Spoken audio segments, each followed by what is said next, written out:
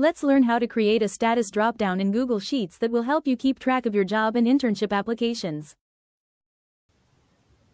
For this scenario, I have labeled column A, job/internship application, and column B, status. The first step is we are going to select the box underneath status and then scroll all the way down so that these boxes are highlighted, then select insert, then scroll down under checkbox and select drop down. Over on the side of the screen, it will allow you to input your options for the drop down.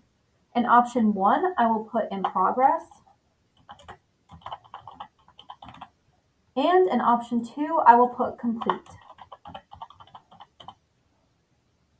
Then I will select done and select the X button to exit out.